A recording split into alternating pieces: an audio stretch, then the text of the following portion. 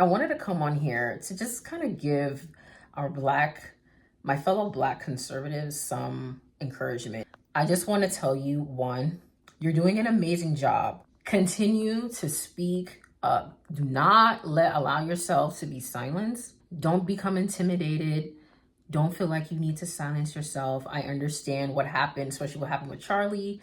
For me, like, I got scared for a second. I'm not gonna lie to you. We cannot let fear and intimidation stop us. Now is the time for us to become more vocal. Being Black and being a conservative, it's not for the weak. For me, being Black, being conservative, and being a young woman, that is not for the weak. Why? Because I'm a minority within the minority. Black women generally lean Democrat, generally lean more liberal. So I'm already rebelling and being a little rebel child by not, creeping over there. I know for a fact, if you are Black and conservative, you have been called an Uncle Tom or Auntie Tom, a coon, whitewashed, a sellout, traitor to your race, etc. at least once. I've decided that I've wanted to become more vocal within the last year or so, I should say. One of the reasons why I would say that it's just hard being conservative and Black is because,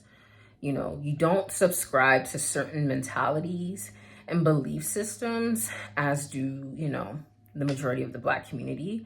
Although I do see a rise in Black people becoming more conservative, there is always going to be that group that's just like, ugh. And I understand it can get frustrating, especially when you're just trying to help. And that's the thing that I've noticed with us. We're not trying to bash. We're just trying to bring light the bad habits, the bad mentalities, and the bad generational cycles that are prominent within our community.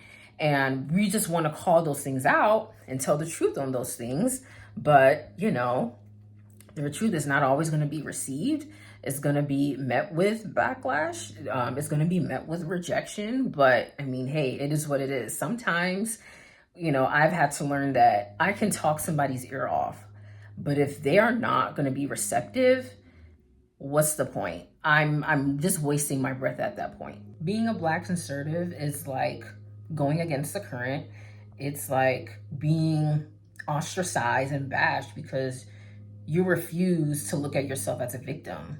You refuse to look at yourself as someone who's oppressed. Speaking of oppressed, it really hurts my heart to see Black people be so negative. Like they have like a negative mindset, especially when it comes to them feeling like they're oppressed, so much so that they feel like they can't achieve something. In America, in the 21st century, like it's 2025, going on 2026, and there are still people who are born and raised in the United States of America, and they're Black, and yet they still feel like they can't achieve it because they genuinely believe that they are oppressed. That is sad. But let a Black conservative come up and say, hey, listen, okay, your conditions may not have been in your favor. Yeah, you've been through some things. Nobody's negating that. Nobody's saying that it's going to be easy to achieve and to better yourself and to achieve your dreams and make something of yourself. Nobody says it's easy, but we're just saying it's not impossible. And yet and still, they will refuse to accept that. They will rather sit and think so low of themselves than to really take that advice and be like, you know what, you're right.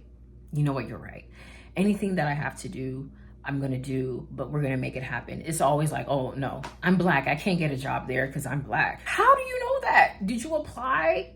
You already told yourself that you failed before you even tried. Somebody like me, I'm going to just say, no, I am not oppressed. I think that America, while it has its faults, it's not perfect. It never is going to be perfect.